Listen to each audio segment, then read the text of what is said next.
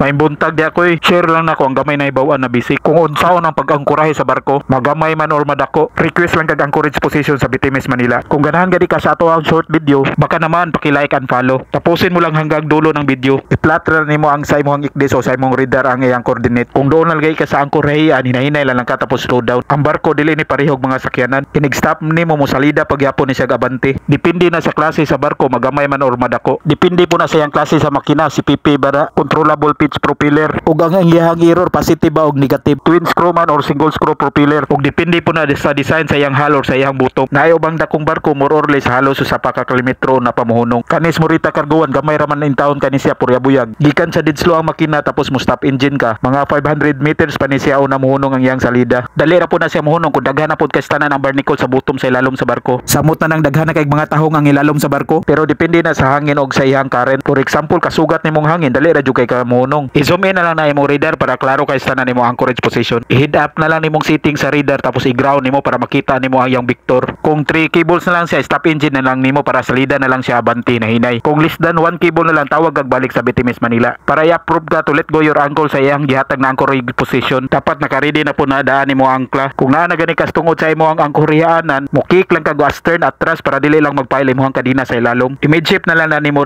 ang rudder kay nig-atras nimo mo swing man na imong purwa sa starboard side tungod sa iyang transverse thrust. I-let go din nimo imong anchor tapos open brake lang. I-follow lang nimo ang standard anchoring procedure para makabalo ka kung pila ka shackle ang imong ihulog sa tubig. Depende na sa weather condition, strong wind ba, strong current ba, or harder sea bottom ba, depende lang na siya. Maong mag-planning for anchoring ka o preparation for anchoring. Kani si Morita Cargo 1 fixed pitch propeller right-handed. Kung gusto ka makabalo sa actual kung zero na imong speed, gawas lang ka sa bridge adto ka sa starboard side. Basta good weather condition lang. Makita din na nimo ang quick water sa transverse thrust tungod sa wheel effect niya. Mao nang update lang jud ka kay dali ra kay na mawala iyang bula. Mga seconds ra na basta mga gagmayng barko. Naa na gani na tungod sa bridge paingon na nastunga sa barko. Diha nimo may bawaan sa quick water kung zero na imong speed. Mao nang pwede na nimo ilit go ang port anchor. Salamat kis tanan sa nilike ug ni-follow sa tuang video. Please like and follow sa mga susunod na mga video. Thank you for watching. God bless.